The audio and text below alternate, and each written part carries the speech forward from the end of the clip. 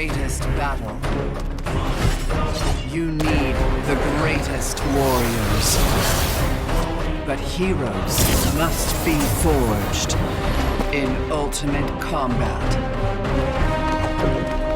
competing for the ultimate prize.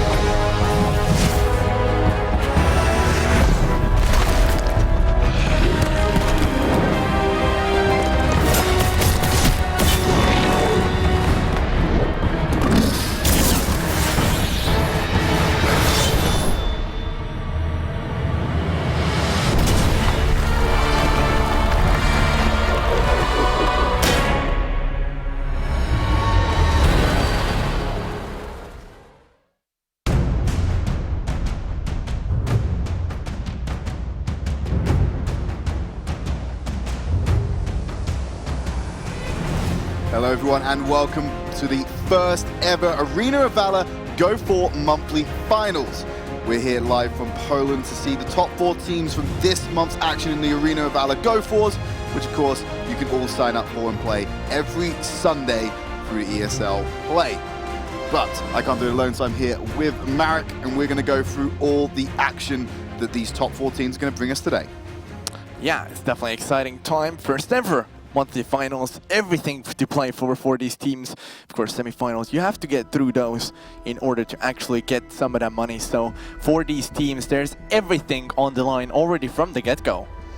Yeah, absolutely. And we've got the 4 teams. We'll introduce them now because we're going to see them a lot coming up anyway. We've got OMG-OP. We're going to have a Team Vitality, We Hunt Alone, and of course, Worst Team. Now they're hoping that they're not going to follow on from their namesake today. And here's how they're all going to shape up as well. So first, we're going to kick things off with a best of 3 series, OMG-OP versus Worst Team. Then it's going to go over to Team Vitality versus We Hunt Alone. And of course, the winners of each match will then go through to our best of 5 final. Yeah, that is definitely interesting matchups here for both of these sides. Definitely OMG-OP, one of those teams that throughout the GO4 series has been notable for their absolute beautiful results, so to say, in the weekly cups, but at the same time, Team Vitality, after DreamHack, they did get signed for that professional team, so they're looking really bright as well off the DreamHack win that they had. Of course, We Hunt Alone, Worst Team, they've had good showings, but they haven't been on the scene as of late. Yeah, we were speaking before the show. We're predicting an OMG Team Vitality final. And really, you've got to win your first semi-final here to be getting any money out of this. Of course, there's over 2,000 euros on the line here in terms of prize pool, but you don't get any of that unless you're able to win your first semi-final matchup. So the first place today will take home 1,500 euros. Second place takes home 750. So really, it becomes a 750 euro money match for the final. But you've got to get to that stage first. You've got to win that first best of 3 final. Yeah, that is definitely true. The money alone is pretty good actually here, considering the fact that throughout the weekly cups we have 700, I believe, is the amount of money we're giving away. So close to total that. Yeah, that's the total prize pool, and here you just win that for coming second place and then some, because 1,500 euros is what everyone's going to be here for. And like I mentioned in the intro as well, the GO4s are going on every single Sunday. So if you want a chance to be playing for the final, playing for that prize pool, you just got to sign up, get some friends together, put a team in, see how you can do. And of course, you can always get some practice in the community cups on the day before, so that's usually Saturday. And we're usually talking about that anyway each week, mainly in Vision, but I'm there too sometimes. Yeah, definitely Community Cups and Go4s are at the lookout for basically new and upcoming teams here for the Arena of Valor competitive scene. Of course, these teams want to be shown as much, so I think Community Cup for the newer teams is kind of a way into the competitive scene without really being on top of the competition that the Go4s offer. So I think Community Cup is definitely a good entry point for these kind of amateur teams. Yeah, but everyone starts off somewhere, so, yes. So you've got to start off as an amateur. But let's jump into talking about our first matchup. So worst team versus OMG. You've obviously covered the Go4s and the Community Cups a lot more than I have, and I don't think anyone in Europe has as much knowledge about these teams as you do. So I want to really pick your brains on this one. OMG and worst team. What are we expecting to see in this upcoming match? Well, they have an interesting history because worst team won the first Go4 that was ever done, but after that they kind of dropped off the scene, really coming back into the fifth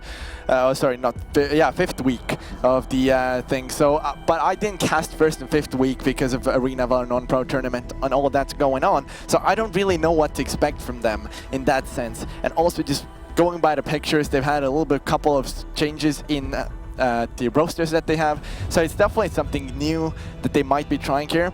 But at the same time, OMG, they've had really strong showing throughout the Go4 tournaments. They've won 3 out of the 5 weeks of Go4s that have happened. And other than that, they've become 2nd and 5th to 8th in the other 2. So they're really strong. And as of late, they're going consistently to the finals. Yeah, and I think there is also a testament to that. Even if they're, like you said, they're not winning, they're ending up in that top portion of the bracket. So they're always going deep in the bracket run. What are some of the picks we're going to be expecting coming out into this one, though, in Vision? What are there? Are we expecting what we see in Europe in general, or do these teams bring their own unique flavor? I think these teams will definitely bring their unique flavor. A lot of teams have their kind of own style of play, so to say. OMG, one of the teams that ran the AIC strategy long before AIC happened, and everybody tried to pick that strategy up.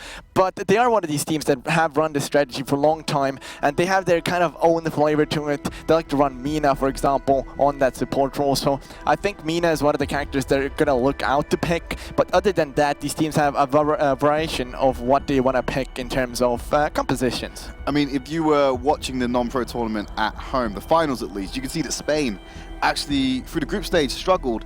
Then they adopted some more Asian picks, and they actually started to get themselves in a good position in the games. They just didn't know how to close out those games.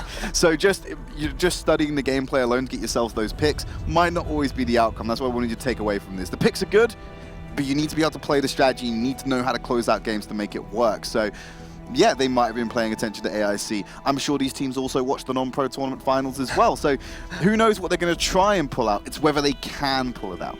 Yeah, for the first matchup, the worst team versus OMGOP, none of these teams was in the non-pro tournament, so they haven't had the chance to analyze each other, minus the fact that OMG actually has the chance to watch worst team has the chance to analyze OMG because of the Go4 Cups. Okay, well, we're into our first draft. This is game 1 of the first best of 3 series today. OMG on the blue side going up against worst team on the red. So let's have a look at what's coming out. So it's a L'Oreal band to kick things off. It's been incredibly popular in Europe and in Asia as well. One of the only picks to have 100% pick ban rate in that AIC tournament that happened so recently. Yeah, L'Oreal, one of the better picks in terms of mobility. You don't really want to give her the chance to just dash around the fight, to deal consistent damage, as well as the AoE crowd, or not the crowd control, but AoE control that she has with the ultimate. That is definitely one of the stronger picks for mid lane. And would you say that the Scud ban here on the side of worst team, is that something that you would say is warranting a ban? I'm sure there's plenty of other powerful picks that exist in these lineups, so it's different to me for them to go ahead with the Scud unless it's something that they're possibly using as a target ban.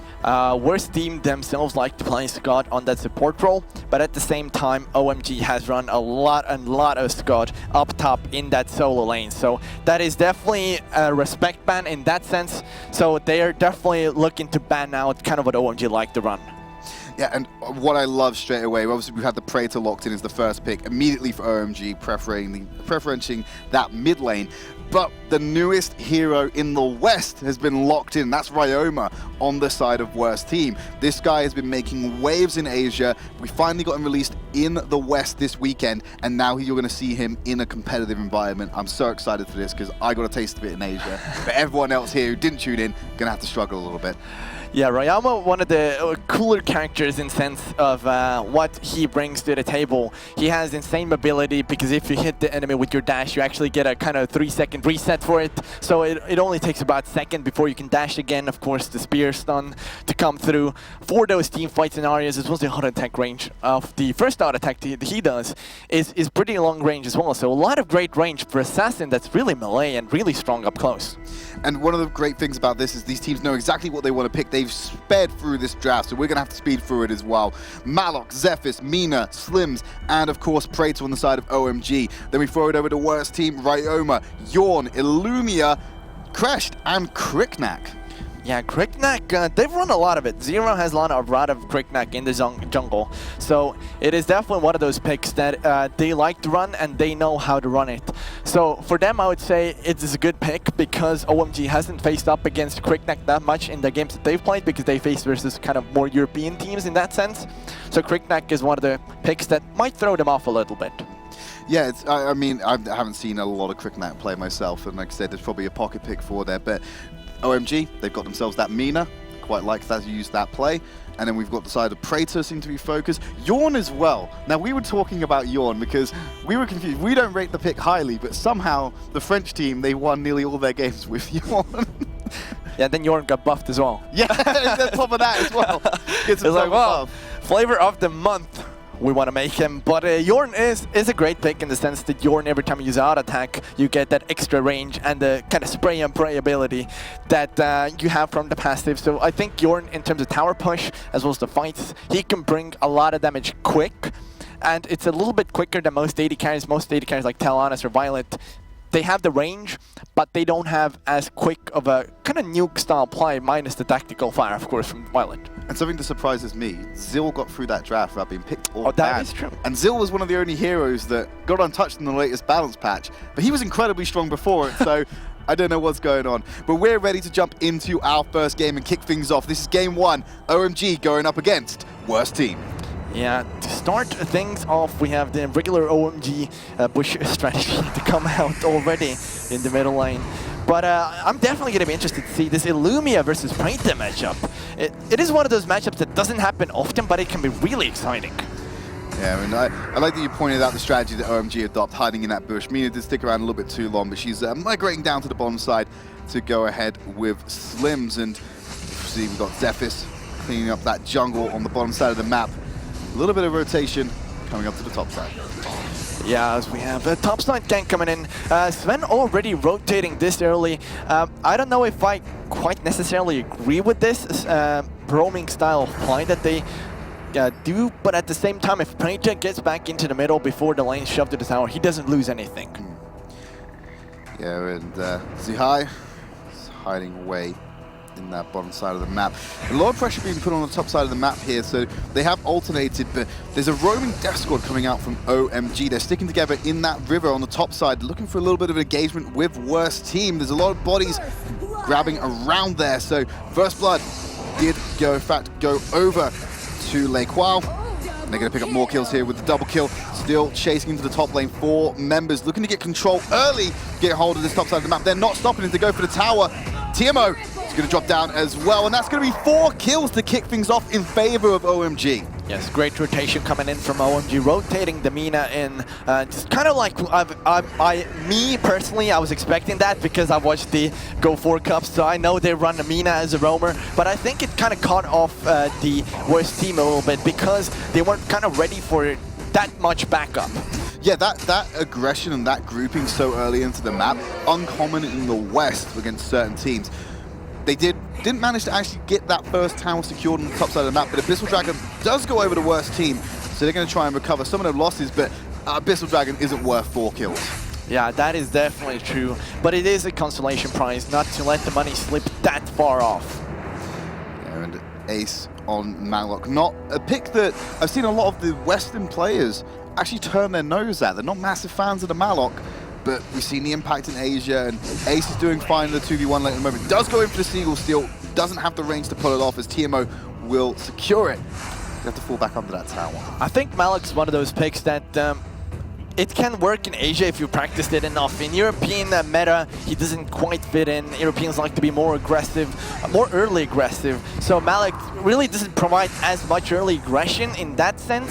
He provides a lot of control for team fights as well as a lot of damage, but at the same time, early-wise, we want to have a little bit more of like Ormar or Zuka that can rotate in and deal a heck of a lot of damage. Well, Lumia's out of position. 4 members of the team of OMG will clear her up, and now Crash is on the wrong side of the lineup. He's going to have to battle to get himself out of this fight. OMG in hot pursuit under that mid lane tower. It's another double kill for Lequao coming out on the side of OMG.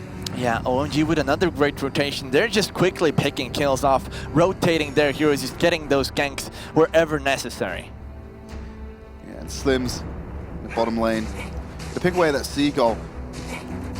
I'm not sure how Slims matches up towards the Ryoma, but in that matchup, the range is only going to be able to help him out. Does secure the Seagull. Yeah, using the punish to actually get that. It's kind of smart play. Gets a little bit of advantage in terms of the experience and the money. This stun spear doesn't quite hit there, but it is kind of a thing there. Yeah, in the top lane, still decimation from OMG. They're willing to dive that turret, pick up another kill. Kriknak does get the return, but it's not enough to pull it off. And now they're still keeping pressure on the top side, and Sven's going to rotate round to the mid. Only losing LQ for that rotation there is kind of a smart play. 1 kill for a tower is worth a trade in any minute of this game.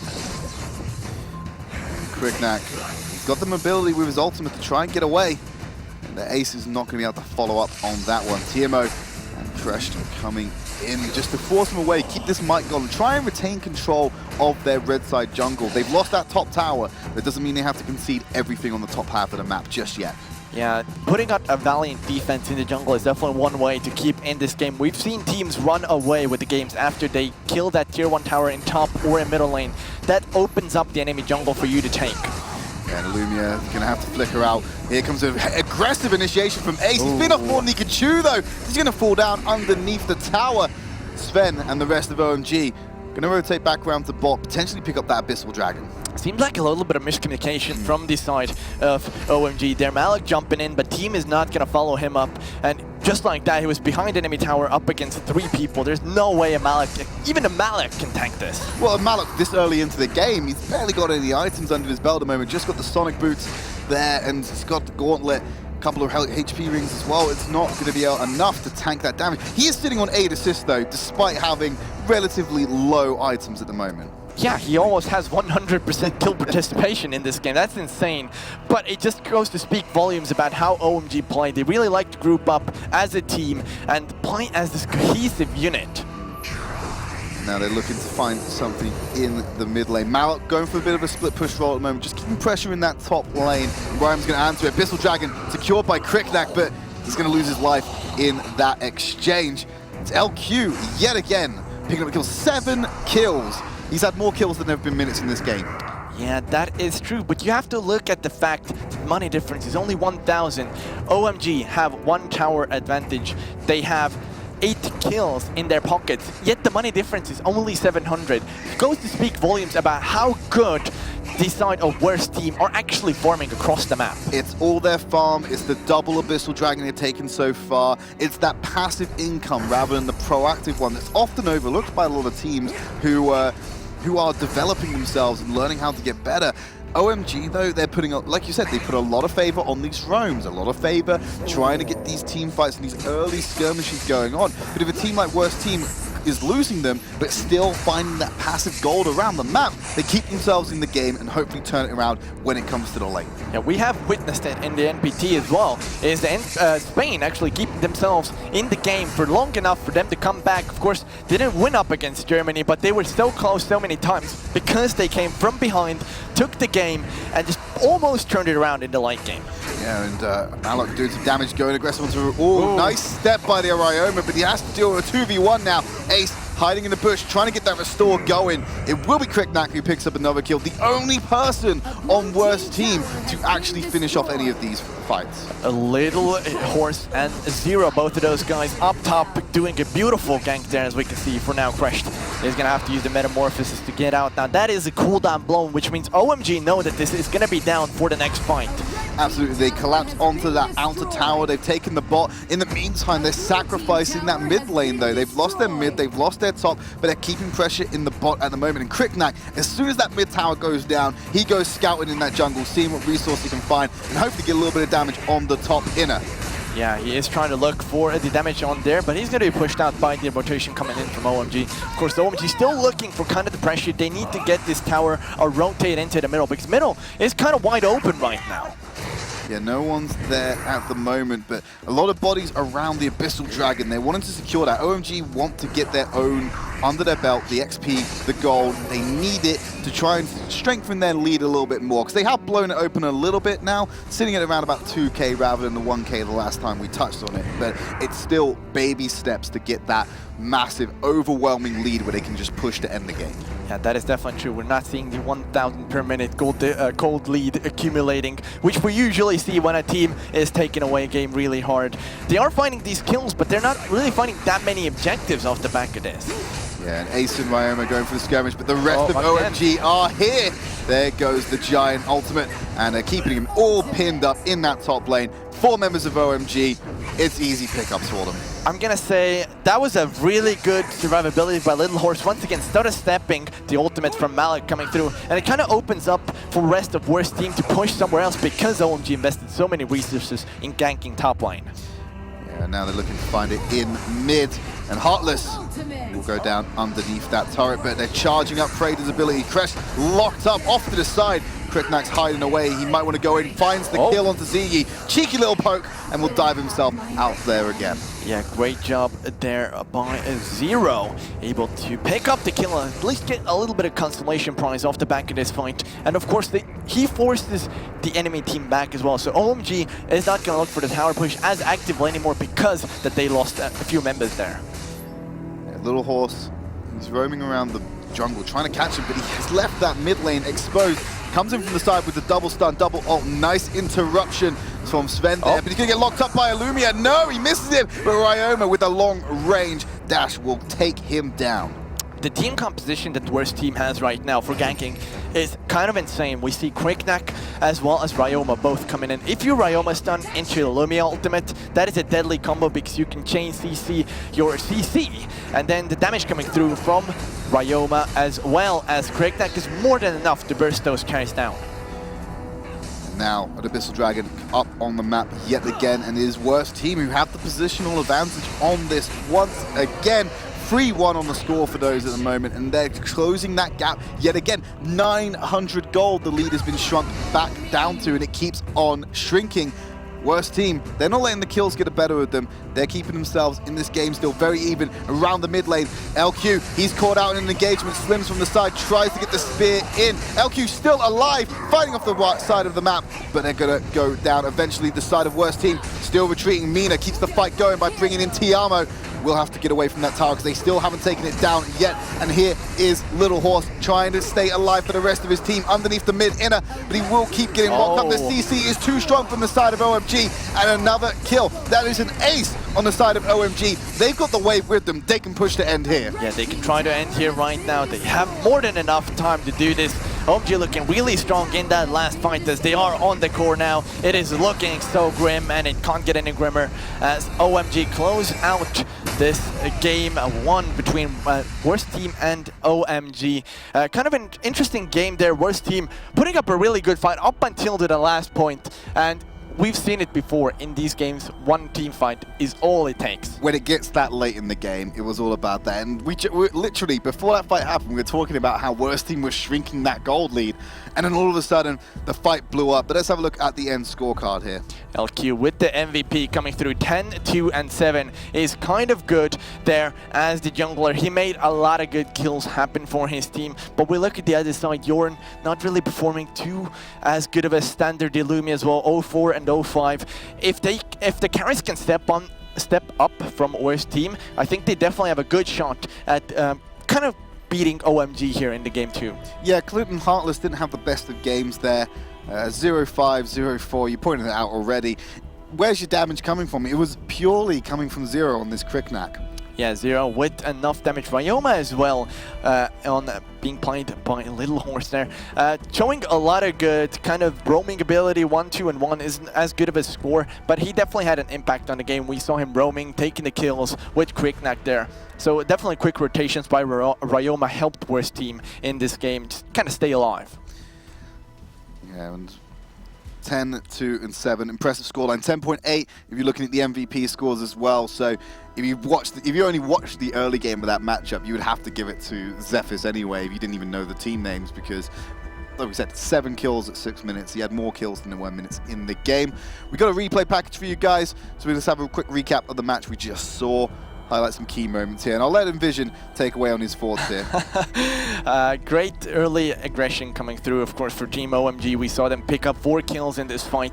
A good rotation into a tower dive, a really cohesive unit, as I keep saying. OMG like to roam as 4, as 5. They like to take these fights if and whenever they can as a team. Yeah, and we saw a fight in the mid lane, Crash being on the wrong side. I think it was a case of worst team looking for a favorable fight, but they didn't realize the numbers that OMG had in the area, and it cost them dearly. Yeah, now with this fight we see Zephys falling down. They got the 1-for-1 trade, but they got the tower. That was what mattered. And of course, great gank by worst team. I touched on this already in the analysis after the game, is where Ryoma, Kriknak like the gank as 2 people. They got the damage out and they took the kills. And of course, second time, Ryoma not so lucky because 4 people from OMG were there. Yeah, and also Illumia with that range on her ultimate. If you call for help and you get that CC in the form of it, we always know that Illumia's going to be there with her ultimate. But Zero from the side is where he picked up that cheeky kill onto Ziyi and got himself away. Yeah, that is definitely true. A lot of great plays by worst team, actually. In terms of ganking, I would say worst team was better. In terms of rotation and team play, OMG definitely had this one in the bag. A few missed kind of communications between Ace and his team, because Malik jumping in under the tower when he really didn't need to, you know, gave away a free kill, and you don't want to give away free money to the opposition team. So I think a little bit of miscommunication between these teams, but nothing major as they took away the game. Yeah, like I said, they've got the victory. There were sloppy mistakes. They can iron them now, and they hopefully can go to a swift 2-0 in this next matchup we're going to be having. So let's talk a little bit about the Ryoma pick, because it was working for worst team, just not having necessarily the impact we've seen it have in Asia at the moment. Because in Asia especially, he's often put into a split push role, but you could see it, he was struggling to contest with Malok in that solo lane. So how is he going to be able to get control of that lane if he can't beat the opponent that's in there against him? That is an interesting question. That is something that first team has to figure out. That was more rhetorical. I wasn't actually literally asking you, because I know that's a difficult one to answer. You just straight up can't win the matchup. No, Ryoma can win the matchup. Yeah. It definitely is possible. So the question is, how do they win up against Malok? They need to kind of find a way to actually gank him or take him down in the early game so Malok doesn't become as tanky. Well, there you go. Worst team, they've identified the Mina as a problem on the side of OMG, so going to take that away this time. OMG, though, will they focus out the L'Oreal again? Because they could give it away. Nope, they just do not want it in this matchup altogether. Yeah, I think it's a good ban there. I think L'Oreal is really strong, knowing that Worst Team has played him before as well. Worst Team likes to go for Brayta as well. I was going to say, it looks like Heartless is going to be on that Brayta pick because L'Oreal is going to be banned. Yeah, so with the Scud not being banned instead of Mina, they're just going to lock in the Scud instead. And now Superman seems to be the next pickup here from the side of OMG. But no, why would you change it, though? That's the point. Zephys is open. Yeah. He had such an amazing performance last time. LQ was an absolute monster in the early game. No reason to change it. But now Superman seems to be enough. Why are these guys hovering Superman? Are they actually going to play it? I don't know. They're trolling everybody here, but I think Zephys is one of the interesting picks in this draft mode. Zephys usually banned by the more European teams in that sense. So Zephys usually being banned with Violet. We don't see Violet coming through, which is an interesting one, because usually when Violet's open in the European scene, we see her big first or second pick, and here she's not really focused as a pick, and Zephys coming through the banning phase as well is definitely one of those things that I know Team Vitality would like to pick these characters up whenever they can because they're so strong. No, Team Vitality pick up Yawn when they can. They ignore Violet. They're like, we'll take Violet if it's open, but Yawn, however, that's the one we want. Violet being locked in on the side of Worst Team with that crash, and Superman was confirmed. Nakroff, also one of my favorites from covering the Asian region. There was some incredible time when he was playing on that hero, so I know the strength of it as well, and I'm sure a lot of European viewers do. Without Praetor being available for Sven, Raz seems like a good option as a secondary backup to that. Yeah, which is weird to me, and I'll explain why. Yeah, because in AIC, the tier pick is L'Oreal first tier, then Raz, then Praetor. These guys are going L'Oreal, Praetor, Raz, so there's a little bit of mixture of what they want. Teams favor that Raz for that incredible early game strength, so it's a good, strong pick, and now Sven's got it in his hands. I think why the team's favorite is not to do with kind of their early pick, but when these characters come online in sense of damage. Raz comes online a little bit later than L'Oreal does, because L'Oreal doesn't need as much item. Raz needs Boomstick into Hecata's Tiara to come online for the damage that he can nuke the backline with. So I think Raz needs a little bit of time, the buffer zone in the beginning to farm up to get those items, and then he can be kind of assassin type character. L'Oreal can just dash around, fight, deal damage whenever she wants. There's no problem there. And with Praetor, you need few items, but at the same time, Praetor's skills in general deal already so much damage, and they deal a lot of AoE damage as well, and the range. Yeah, especially though you do sacrifice a lot with some of Praetor's abilities, and the fact that you have to channel them and be stationary for a while. But that might not be too much of a problem. Here's the rosters locked in for this matchup coming up. Yeah, that is definitely great to see actually Violet coming through for the Worst Team. They picked that one up. We were speaking about that, and it did come out as the 4th pick for the Worst Team. So I'm kind of interested to see how this duo lane so well develops, because they're going to run Superman as the support, which is kind of interesting. Yeah, you don't see Superman in the support role. You expect Superman to be in a solo lane, roaming around a little bit more, but he's already going to find some attention onto Sven, and takes a third of his HP just with those eyes. See, the interesting thing is here that they run Crash solo and Superman as the kind of roaming style of playing. So that's definitely kind of a switch up from what we've used to seeing as Crash support, and Superman would be up top. I love that he's rocking the new skin as well. Yeah, the shark bait skin. Ace with the punch into Tiamo, nice to get himself over that wall and out of the way of damage. Sven is actually, with the Ryoma, roamed down to the bottom lane very early on. It's just a shame that Ace couldn't find anything with that roam to kick things off. Interesting to me is the fact that these teams are running duo up top on the red side. Now, I would get why they would do this, but at the same time, it kind of puts them in a disadvantage, because usually you want your duo around Abyssal Dragon so that you can secure it whenever it comes up 2 minutes in. That is the fact that why these teams run these duo lanes there, is to have more control of it. But these teams opting to go for top lane. But there's a difference thing. In the West, definitely. But I was saying what they do in Asia is they put the duo lane in the top side, and then they start things off because they grab Spirit Sentinel and then immediately rotate to Abyssal Dragon, and they let the support go down with the Death Ball squad and leave the solo laner in there, knowing there'll be attention around Abyssal. So maybe they might try to do that, because there is a lot of attention over Spirit Sentinel as it's relatively recently come up. Yeah, that is definitely true. OMG focusing on the Spirit Sentinel. But with the newest patch, it doesn't give you as much gold anymore. It only gives you 30 instead of 75 that it was previously, as well as a little bit of experience to come through from the killing that as well. But at the same time, Abyssal Dragon is such a more huge impact on the game in terms of money, in terms of experience, in terms of even a little bit map control, because you're denying that from the enemies. Yeah, it is the most important early game objective in terms of aiding yourself in scaling. Obviously a tower is great if you can get one early, but you typically don't see that happen a lot unless someone mispositions or makes a bad roam or just repeatedly dies in lane. The attention still on the top side. Crash has now left that solo lane, leaving Superman to do it. So they swapped it around, because this is where Worst Team are starting to get creative with their rotations. They're starting to change up who's going where and when. And this could throw a team like OMG off if they're not careful. Yeah, OMG, they like to a little bit farm early game, regardless of the fact that they have great rotations early game. They like to farm up. They don't want to take these huge fights. They usually try to avoid fights whenever possible. So I think the rotations that are coming in from Worst Team are definitely good. And Heartless was in a bit of trouble there. He managed to get himself out. Kresh has used that metamorphosis to lock up 3 members of the OMG lineup. And Ace, so low on the side, needs to get out of there, but they're all going down as Slims. Superman is in hot pursuit. He picks up that kill. Zephys is way back in the enemy backline, in the enemy jungle there, finally falling. He was a man on a mission behind enemy lines there. Somebody save Zephys, but he wasn't unable to pick up any kills, and falling in the end as well, it made it a 1-for-1 trade.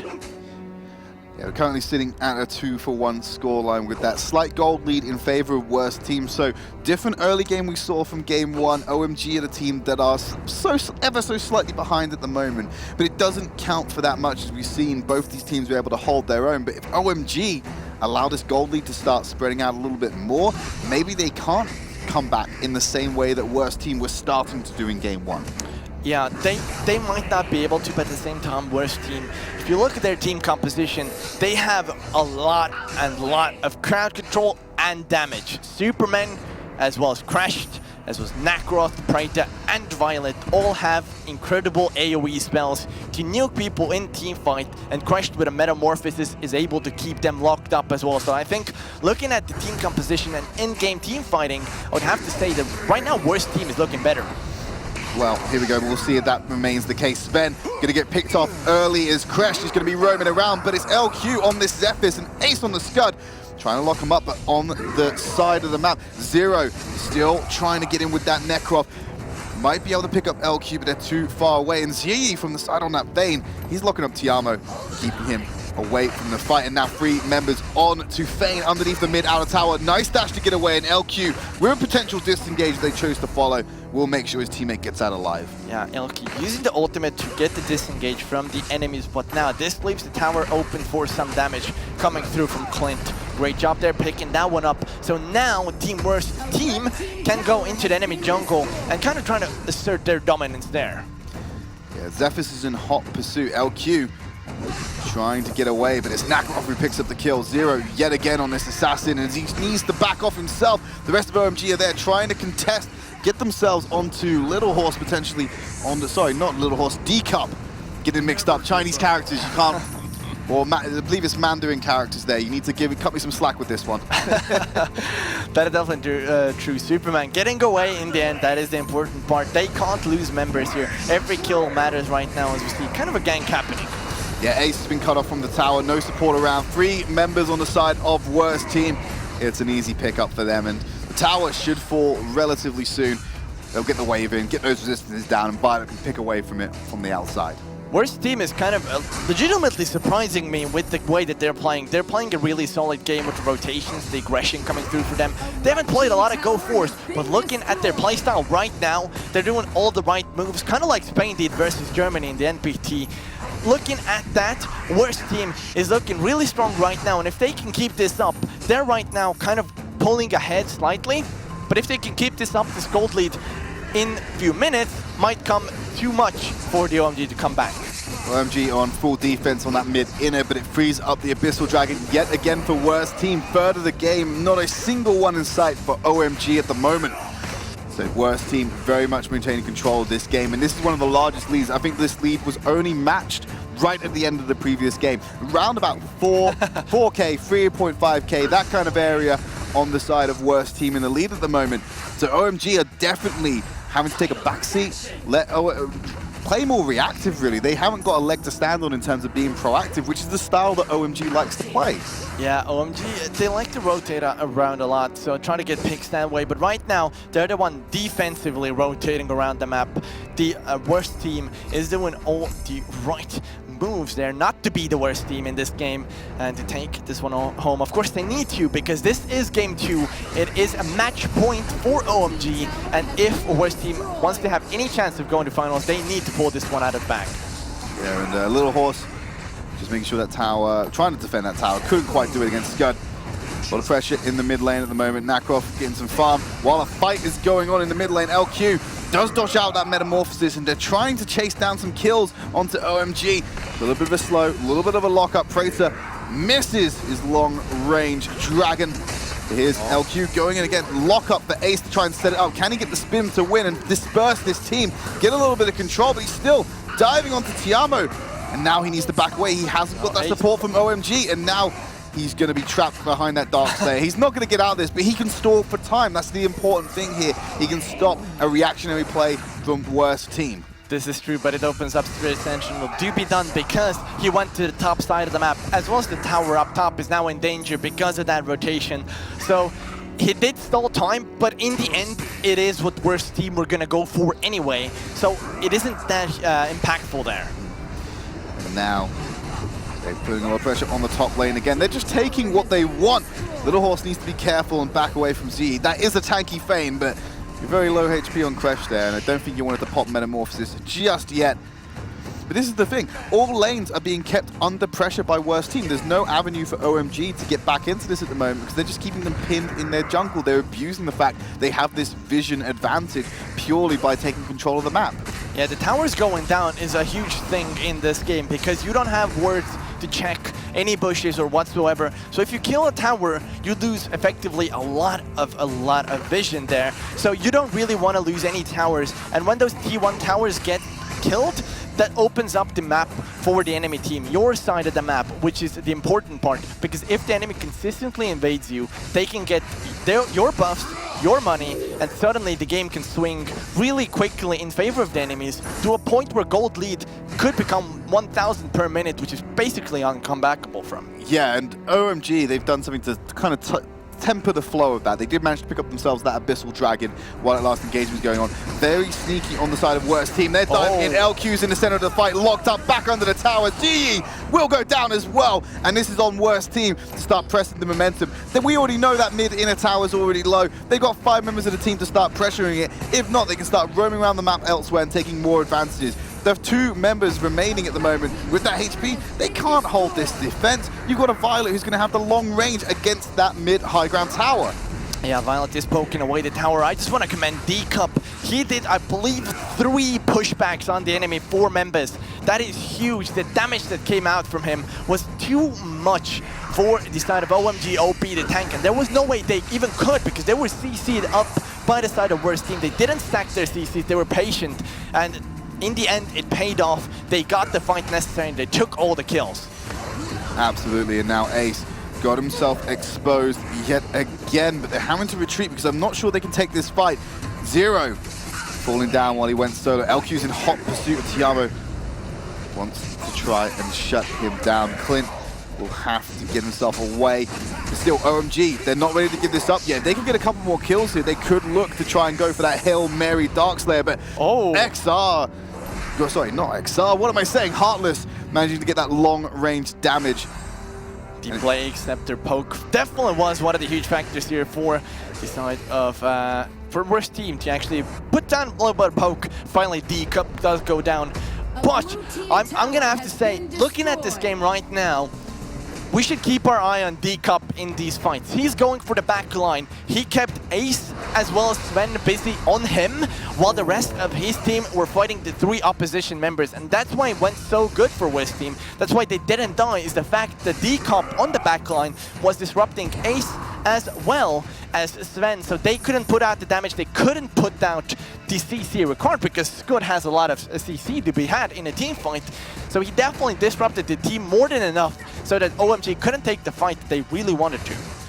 Yeah, and LQ needs to be careful. You saw him passing towards Abyssal Dragon, but I think he clocked multiple members of OMG in that mid lane, so he doesn't necessarily want to go in, but he's going to kick off the fight. He's found Clint straight away, but the team isn't there in position. This is not a fight OMG want to take, I don't think. And we know that D-Cup's still in the fight, but Little Horse, he still needs to catch up before they get that 5th member, and it might be a little bit too late, as there goes D-Cup. He goes down. Little Horse will use the Metamorphosis to lock members up, but no one's got the cooldowns to go into the fight. You're right, Envision. It's too little, too late on the side of worst team, and now Zero, he's just trying to stall for time and try and take them on a wild goose chase, potentially lead them away for some objectives that come away off the back of the mistake of worst team there. Macross can win this fight. He can take a double kill if he so as well chooses, but he doesn't know that the rest of his team are not there. But yeah, Nakroth with the great rotation down at the bottom, keeping himself safe, keeping the enemy kind of busy. Yeah, and that's the Darkslayer for OMG. So we talked about potential Hail Mary, a comeback mechanic for them. Getting that Darkslayer, it might apply a band-aid to the deficit that has been created this game and give them a little bit more chance to get into a fight, especially if they can find another one like they just did in that mid lane. Yeah, that is definitely true. The 3,000 gold difference right now doesn't have any effect because of that Dark Slime buff, the 30% damage boost, as well as the health and regen that you get off, or health and mana regen that you get off that buff. So that is definitely gonna help OMG take these next fights. And not only that as well, the later this game goes on, the less that gold lead matters. Everyone's going to start reaching certain levels. The gold is going to be enough to start hitting those 6-item spikes. The later it goes on, the gold lead becomes insignificant. And now OMG pressuring this mid lane, LQ being very aggressive to force them back. But here's Yi to kick things off, and they're diving underneath the tower. They've taken the outer, looking for the inner, and now look at that little horse will go down. Scud gonna drop in favor of it. Sven with the aggressive uppercut goes in and takes the fight, but here's Zero from the backside. He's by himself, he's isolated, and LQ with the lockup is enough for OMG to finish him off, and now Clint needs to be in full retreat. He needs to focus on clearing waves right now because OMG could potentially end the game right here. Yeah, OMG is trying to look for it. The King's Glory is going to come out as CG, but it's looking rather grim for the side of Worst Team as they're going to lose the last member. And OMG have gotten themselves through, of course, best of 3, this being 2-0 is what the scoreline is going to be. So OMG taking a shaky game, I would say, considering the fact that they've shown such a good run in the Go4s. I'd say kind of shaky in terms of Worst Team actually managing to have a couple of good fights and basically control the map first and second game. The pattern there for both game 1 and game 2 was that, yeah, it was starting to go in the favor of Worst Team, then all of a sudden one fight in favor of OMG, they take control of the game and just end. And that's a pattern that's carried across. Let's have a look at some of the stats that have come up here for both of these teams. That is interesting statistics, but Sven being the MVP, kind of expected here. He was having a really good showing on that run, dealing a lot of damage. Of course, Boomstick got us to hit him first 2 items. He got those pretty quickly because of the way that the games was going for them. They could get the items rather quick. On the other end, Preita being the MVP for this side of Worst Team. Now, I want to say Preita did a lot of good work, but in my eyes, D-Cup is the one that should be having that MVP. He was consistently doing damage, he was consistently picking on the back line, really disrupting what OMG wanted to do in most of these team fights. So for me, Superman is the one that should be on the MVP list, but again, game judges differently. Yeah, well, you know, he was the, if you look at purely numbers, the second worst player on that team, but evidently not for reasons like you said there, just being able to disrupt so much of the OMG lineup in that fight. LQ didn't have the kills he did in the previous game, but he was very much leading the charge and basically grabbing his team and going, right, we're going in, and dives back into kickoff fights. And then, of course, you have backup from Z come in with that giant Feign lockup that's at his disposal, always useful. Let's have a look at the replays from game 2, though. Yeah, definitely interesting sense of fighting there for these sides. Definitely both of them having a really good showing, but again, OMG coming out in the end there. We saw in the beginning, Worst Team were looking so strong. All of these fights, they were taking pretty dominantly if you look at the health bars. Of course, some of that comes down to great Metamorphosis play and OMG kind of being split when we know that they're so dominant when they're a unit. Yeah, this is one of the fights around by the Abyssal Dragon where it's the Crushed and the Nakaroth combination. A lot of powerful plays coming out from Little Horse this game, but you know, he wasn't the main disruptor. We keep giving that over to D-Cup, but he had a lot of important lockups with Metamorphosis, a lot of game-changing moments. This is later on in the fight. This is exactly the fight that I was speaking about in game 1. Superman, 3 times in a row, he pushes the enemy back. There's nothing they can do. The CC was just a little bit too much for them. But yeah, LQ having a good showing regardless of the scoreline that he had. He was disrupting the enemy team, just finding the damage necessary onto the backline, or even the knockups that he had to disrupt the enemy engagement or chase that happens. It was great communication from him and his team. That was beautiful by Z there to keep D-Cup out of the fight and then eventually turn it around with the rest of OMG. You saw D-Cup was on a beeline to get in there and it was absolutely shut down with the rest of OMG to come and compensate and fill it up. And Nakaroth going on that little bit of a wild goose chase. Maybe could have turned it around with Scud like we said. I don't think he ended up doing so. And now this is the game-winning fight on the side of OMG. Yeah, this is definitely one of those fights that OMG took pretty dominantly here, diving tier 2 tower there with a great pull coming in, but Zero does come in from the back line, which is kind of a mistake there. He should have not engaged after 3 members have gone down. I think if Zero would have backed off and they would have looked to defend their core, I think this fight could have gone complete polar opposite.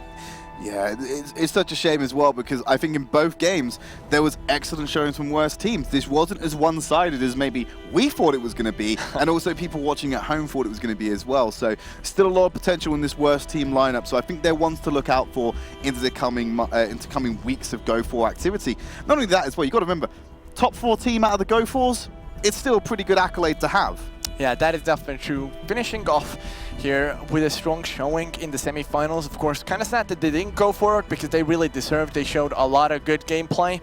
But it's kind of the same story as was Germany versus Spain in the NPT. In the end, the team that has been around for longer, that's shown a more dominating streak before, just clutches out in the end, and they OMG does secure themselves a little bit of that prize money.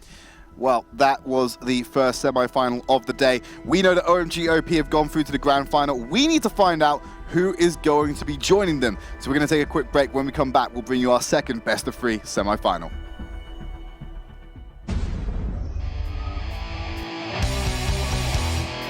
How can I help? First blood! Double kill! I guess I'm not in Gotham anymore. Triple kill! It's over. Arena of Valor. Download and play now.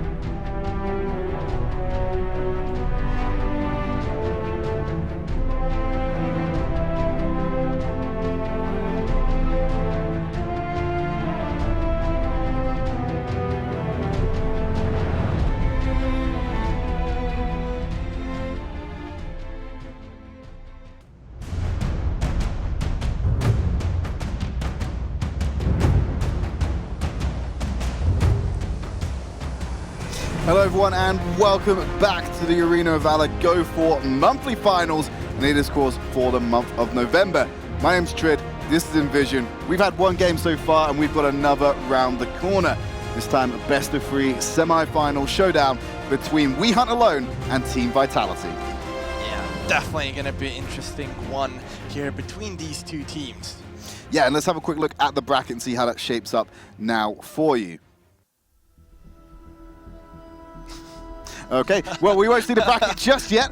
We'll probably get that to you at some point, but it's very easy to work out because we're only having 2 semi-finals and we're going to have 1 final that's going to come after this next match. So we know OMGOP have got themselves a spot in the grand final, guaranteed themselves at least 750 euros. We need to find out who's joining them, and that's where this match comes into play. So there is the bracket on your screen now. OMG, it was worth the wait. OMG 2-0 on worst team, find themselves a spot in the final, and then we have our next matchup still to come. Oh, OMG progressing, that is a surprise. Who would have figured? It's like we predicted that to happen, but no, we can joke, we can joke around our predictions, but ultimately we definitely thought that worst team put up a much better fight than we thought they were going to. The worst team definitely showed a good fight, like Spain did up against Germany in the NPT, so I think definitely worst team has a kind of bright future ahead of them if they want to kind of progress or go for that kind of style. I love the fact you keep saying go for. Like, you're not intentionally doing it as a pun, you're just using it in your natural vernacular. You're just like, go for. And it's just like, every time I'm having to resist trying to make a very terrible pun about it. But next matchup, We Hunt Alone, Team Vitality. A lot of people know Team Vitality. Let's focus a little bit more on We Hunt Alone. What do we know about that team coming out of Go4s and Community Cups? The GO4, or not the GO4 team, We Hunt Alone are actually former Heroes of Storm players. Oh, so they have kind of team cohesion already because that they've played together before. So coming into Arena Valor, I think they've definitely had a good showing in the tournaments. They look really strong in terms of team fights. Their communication looks to be on point because they've been a team for longer than the Arena Valor scene. Right, so we're into picks and bans already. Not surprised, Zil, L'Oreal, very common bans in EU, taken off the board. Immediate lock-in on the side for Zephys. That is a couple of interesting things. Yeah, Zil, L'Oreal being the bans out, that was a kind of standard that I was expecting because they're going up against Team Vitality. Yes. And Zutaro Zil is unstoppable. Yep, Zutaro Zil is a pain. They still have Batman available for him if they want to run with that instead. But Praetor locked in on the side of We Hunt Alone, as well as an Ormar. So Ormar wasn't picked up in the previous games. He gets a lot of play in Asia. He gets to play in Europe as well, but not as much. It's not as high priority, if you know what I mean. Yeah, Ormar hasn't run as much of these teams, just kind of looking at each other rather than Asia because they don't consistently play Asian teams. You can't really figure out what the best strategy is for European region. So these teams are finding their own kind of style of play. Vitality, one of the teams that kind of is finding their own way of play. But at the same time, they haven't adapted too much to the Asian style play, only kind of objective control-wise. They've looked at Asia and said, hey, Spirit Sentinel is a good objective to contest. Something that is very Asian, though, Chalknar mid. Yeah, well, we came into this tournament and I was, you know, Team Vitality, I had everything prepared, all the drafts, I was like, I had this nailed down. And as you said, we've been trying something new. So that is definitely one of the things that is new for Team Vitality, something that I could have not predicted. Yeah, I wouldn't have predicted they would be able to run it. Chalknar mid is very strong. It's typically ran with a couple more of a beefy lineup than what we see here on the side of Team Vitality, though. But Zutaro did lock in that Batman. He's got their hands on it. And no Yawn on the side of Team Vitality. Instead, they opted for Violet, despite the Yawn buffs. Who knew? Well, considering the fact that Violet is usually banned up against them, I would say it's definitely one of these things that they're looking to pick off the best kind of fit for the role, and Violet is that, because Violet is usually banned up against them, or in the games that they play, usually they're the ones banning it, or the enemy is sometimes, but at the same time, Violet is a really strong pick in terms of AD carrying. Well, we're just about ready to jump into our second best of 3 semi-final today. Let's jump into it. Game 1, We Hunt Alone versus Team Vitality. Yeah, interesting matchup. Team Vitality, of course, the French representatives from the non-pro tournament. Not only the French representatives, they won the entire thing. They are the non-pro tournament winners, regardless of whether they came from France or not. Yeah, that is definitely true. Getting started to Vitality, I would guess these. I would say these guys actually deserved it because they've put a lot of hours into this game. They've consistently practiced, and we can see it as well from the strategy that they're running now. Is something that kind of they haven't ran before, so they're kind of trying out new stuff in this game already, and we're gonna have to see how that works for them. Well, just going to kick things off in the bottom of the lane. And let's envision, what do you expect to see this matchup? Yeah, that is, bottom lane is kind of a interesting back and forth here. Lunar up top is going to get that vision advantage, but for the side of Team Vitality, I would expect a lot of aggression. Looking at their team, they have put together a team that can go aggressive from as soon as Batman reaches level 4. Sutaro and Batman, one of the scariest things in my book is for sure one of these things as Sutaro on Batman is a beast. We've casted him before, and Batman is one of his favorite characters. But that's what I knew about Batman and Sutaro for a long time. Sutaro was one of the most well, he's the most prevalent Batman player in the West in the early stages especially. But now engagement happening in the blue side jungle. Azure could be locked up here on the side of We Hunt alone. They're trying to take him down. They can't do it, but look at the Goon Squad come out from Team Vitality. They've turned it all around onto We Hunt alone. And here is the lockup in between the towers. They simply do not care. 2 kills picked up for Team Vitality. Team Vitality with a strong showing in the beginning here. It is kind of what we expect from them. They go aggressive from the 2 to 3 minutes in. They look to get that advantage by killing the enemy, taking their jungle, and securing those Abyssal Dragons as well as Spear Sentinels. They're really strong, and the start is what we expect from them, but with a different composition this time around. Monster Bear needs to be careful yet again, and look where all the fighting is happening at the moment. It's in the enemy jungle. Team Vitality are taking the fight to We Hunt alone. As expected, Sutaro looking for the pop onto Slim. Doesn't land it. Now he's got incredibly low himself. Will fall down, but the rest of the We Hunt alone lineup can't contest. All while this is going on, Lunar's been in the top lane, pushing the wave as Tara.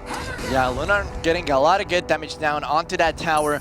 Definitely an interesting thing in the sense that they just lost an Abyssal Dragon. They need to find that tower. Otherwise, the gold difference might swing a little bit too quick for them, because we know from experience that Team Vitality, once they get the lead, it's gonna go really quick from 0 to 100. They play like they just don't care, because you just saw Flo doing the Sage Golem by himself in the enemy jungle. Now Geller's come to check out. Might be able to get away from this. Grizzly is there for the disengage if necessary. It's not going to be too much of a problem, but they play like they don't care. They take what they want and they keep it going. And now Lunar's being caught out. Flo, Flem, and Sutaro going to shut him down nicely. Yeah, they are going to be able to pick off the kill, but at the same time, they can play as they don't care, because the way that they play is so aggressive that you will always fear that there's a team behind them, even if it's just one guy. We saw the kind of same thing in NPT when Chikitin was alone in middle. They didn't dare initiate onto him because in the fear that his team is behind him. Yeah, and now they've got all the pressure in the top lane. Sutaro, he would be able to take out that Slims very easily. He has popped his stealth in the top lane, trying to defend his turret. It's Zhor having to back out. He's taking the aggro. Now Flo, he'll have a little bit of difficulty, but they get the tower, and now We Hunt alone are trying to turn it around. No kill found in bot lane, but Lunan seems to be getting on the board with a kill onto Violet, and here is We Hunt alone showing signs of life. They just missed out on another kill because I believe it was Flo who was able to get that recall just at the last second. Otherwise, that would have been 4 kills in favor of We Hunt alone. Yeah, Flo saying goodbye to his team. He doesn't care. He's going to go back. Froze on the active camouflage and simultaneously froze his team under the bus. It's great. I love it. Yeah, backing out, but it was wise choice. You don't want to lose more than you absolutely have to, and in that case, his team was already engaged in a fight. Flo had means to get out of there, so gold lead wasn't that big of a swing, but definitely We Hunt alone putting themselves back on the board. But there's a dive going on in the bot lane, and Sutaro, I was right about him picking up the kill onto Slims, just happened a little bit later than we thought, and with a little bit of assistance from Flo yet again. And now the pressure rotating background into the mid lane. Galer's just going to clear this out quite easily, but they're still going to get a few autos onto this tower as the rest of the We Hunt alone lineup has to retreat. And there we go, Grizzly in a little bit of difficulty, had the Batarang pop go off, a little bit of lockup, but he can still get himself out. Now Gale is just going to try and relieve some of this pressure with that long-range ability on the side of Praetor. Team Vitality has created a lot of good space for themselves to go aggressive here. They push back We Hunt alone. Now, the problem is for these teams that even if you escape with low HP, it doesn't matter because Team Vitality is going to go aggressive and you have to back. You can't fight with low HP up against a full HP Team Vitality, so you have to back and you're going to lose objectives off the back of this. And this is more often than not the case for these teams, is that Team Vitality is so good at poking you down and then taking objective, even if they don't get the kill. But if they get the kill, that is even more gold swing in their favor because they're gonna get objectives always after the kill. Speaking of gold, about a 2K lead on the side of Team Vitality at the moment. Most of that gold is just purely coming from Moon on this Violet. He's got the well, he's tying with Sutaro, if I'm honest with you. Under the tower there is your bit of more Nick and Chu. Will get out, beautiful use of Chaugnar to get him out and relieve that CC that locked him up. Just means sure that he's going to be able to get away from that tower and not having to deal with a 6v5 situation.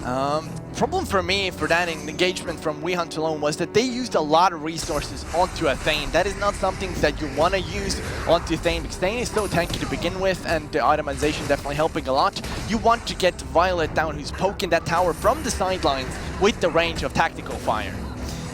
Yeah, and the Violet we were touching on is an absolute monster. Lunan going in onto Azure, that tower does go down, and there was nothing really that We Hunt alone could do about it at the moment, but they're doing it reactively as Grizzly will find Moon. Azure on the backside drops down as well, and now it's all on Chaugnar to back under the tower with Sutaro. While this has been going on, Scud's been on the split push. If they can hold this objective and not lose it, they could possibly try and make this trade worthwhile, but Sutaro found Monster Bear, not enough damage for the kill, and now Flow wrecking Grizzly in that red side jungle, but here comes the turnaround. Yeah, for sure, there's Good is gonna wreak havoc on the enemy's team, but at the same time, Flow is gonna be on the run. Lunan is chasing, for in my opinion, a little bit too much there, but it is gonna keep the chase going, and We Hunt alone actually with a kind of a good trade-off there. Show me that Chaugnar damage. Show me that Chaugnar damage. Come on. No, he's not going to be able to do it. And realistically, he probably could have got the kill onto Slims if he was in range with the damage, but he can't 3v1. He's not that strong. Well, you don't know. It's Team Vitality. He might pull something out of the bag, just some sneaky ultimate, burst down everybody. Look, Team Vitality are good, but they don't hack, all right? Well, consider the gold lead that they usually have. I mean, they don't hack. Just to confirm to viewers, they don't hack. I'm 100% sure, otherwise I'm going to get quoted somewhere saying, this caster said the Team Vitality is hackers, guys, but they're incredibly good at what they do. What you're trying to say is some of the gold leads they accrue are unbelievable. Yeah, exactly. Yeah, there you go. Compensate, save. Don't worry, I got you. But yeah, just yet again, more invading into the red side jungle. They're just taking what they want. Darkslayer, I don't think they want to do this, but Flow's there to cut off Lunan with that leap over the wall. There's the lockup for Sutaro to get in range. Don't have the damage. While that's going on, Azure's being picked off by 4 members of We Hunt alone. As you're falling there, We Hunt alone are doing all the right moves to try to get back into this fight. They're gonna lose 1 kill here. Yeah, Sutaro, 2v1. I mean, you are Batman, but you can't handle Zephyrus and Ormar jumping up into your face. So now, yet again, Team Vitality maybe over-aggressive and now having to pay the price for it of taking a little bit of a reserved back foot, which is definitely not the play style they like, and also definitely not the way they're going to win this game. Yeah, it's kind of showing in the way that they're playing right now. In terms of gold, they haven't accumulated as much as we're used to them being on. And as well as if you look at the fights, they're going kind of neutral. Team Vitality isn't winning by a huge margin as Flow is a little bit ambitious. He's got no support in the nearby area, and he's just actively taking a 2v1. If he got gets a bit away. of mobility. If he gets away, no, he can't get away from that. That was a huge mistake on the side of Flow. No reason to do that whatsoever. And now we just got to hope that Team Vitality don't commit to something they can't finish off and lose even more off the back of it. Yeah, the fight is going to go on here. as we have Azure going to be focused for now. He's going to be the center of attention. Azure's going to back out with the dash that he has, but 3 members from Team We Hunt Alone are going to chase him down. We Hunt Alone hasn't lost a single member. Grizzly is going to be on the sidelines trying to back away. Moon is going to do all he can to try to survive Stem under the tower as Jaugnar damage onto Lunar is going to push him back, but the snipe from Jella is going to be there, and he is going to take down, which means We Hunt Alone get a lot of kills in the Abyssal Dragon.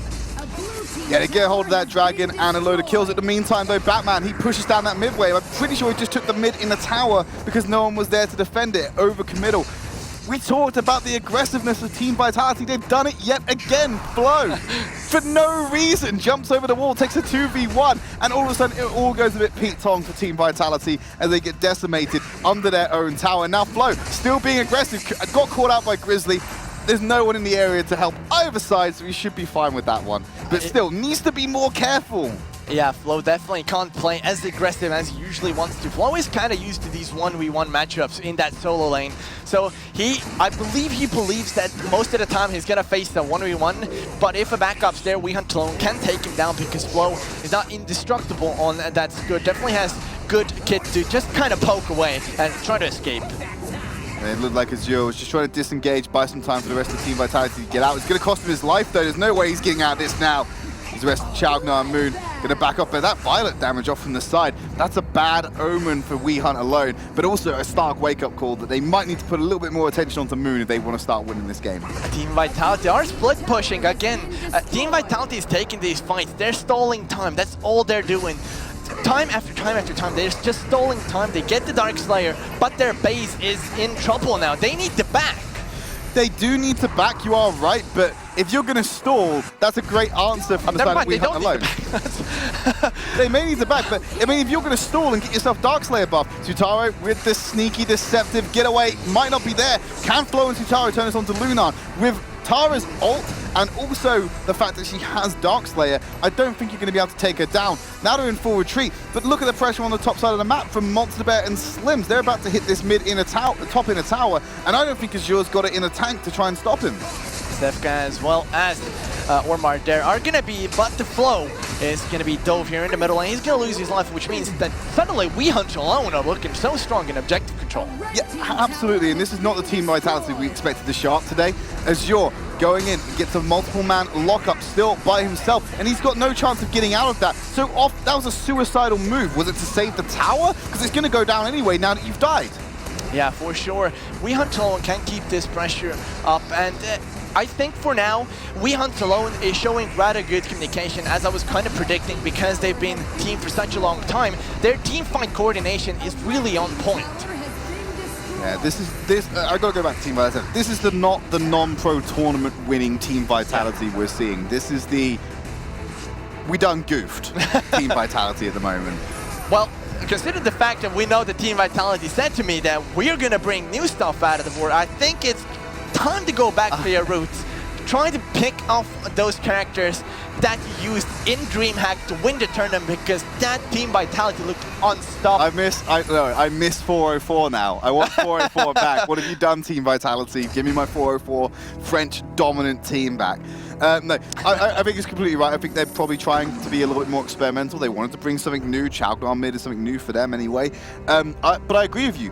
Why try something new that clearly works in Europe when you've got the recipe down, you've got the understanding of what you need to do to win? Go back to your MPT picks, start wrecking kids, face rolling them, and bring us a dominant series. Come back into this, because Flow, yet again, seems to be a bit of a problem. Yeah, they are going to be split for now, as We Hunt Alone are looking to get a good initiation here. And Azure going to go down, but now Lunar in the face of Flow. But hang on a minute, if Team Vitality started to turn this back around, Grizzly's in full retreat, and Lunar, he has the resistance to stay alive a little bit longer, but the fate is still the same. Wow. So they heard my cries for help. They've come back. 404 have risen from the ashes, and they've started playing how they should. Yeah, Team Vitality are looking so strong now. We Hunt Alone, they had a good start at the fight, but then suddenly Sutaro came in from the backline, a good ultimate by Azure, and suddenly it was just 180. Complete turnaround in that fight. And now they're going to be able to push the win here. There's no one up on the board. They've got it going. Yeah, they are going to be able to kill the core there. Team Vitality claim the first game after kind of prophecy by you. Yeah, I don't know. I call them to action. Where is the 404 style of team vitality we want to see? And they brought it back in quite a dominant fashion at the end there. All it took was that one team fight, and they pulled it back around. But here's the stats at the end of the game, just to kind of to digest yourself into. And if you just look to the numbers and not the victory, you would have thought that We Hunt Alone won that match. Yeah, We Hunt Alone. Well, we were proven in DreamHack already that you don't need to have the most kills to win the game. Coming into play once again here, but Sutaro with the MVP on that Batman. I believe Sutaro, every game that he's played for Team Vitality and 404 back in the day, he's been the MVP most of the time, and I gotta give it to them. Sutaro is one of the key players for the team for sure. He's played out of his mind every game. On the other hand, Grizzly coming out for his team as well. 4-4 and 12 is a pretty good scoreline. Yeah, and just on Sutaro again, like if it's not Zil, it's Batman. If it's not Batman, he could potentially run the Murad. There's options that he takes, and he's always the dominant force in the team. He's a phenomenal talent, and if you're looking to learn the game, I really hope that Sutaro just starts streaming. I really want him to start streaming so you can watch what he's doing and possibly explain his mentality of how to work. But anyway, we're going to try and explain some of the action that just happened there. Here are some replays from Game 1. Yeah, we are going to start with the first fight here.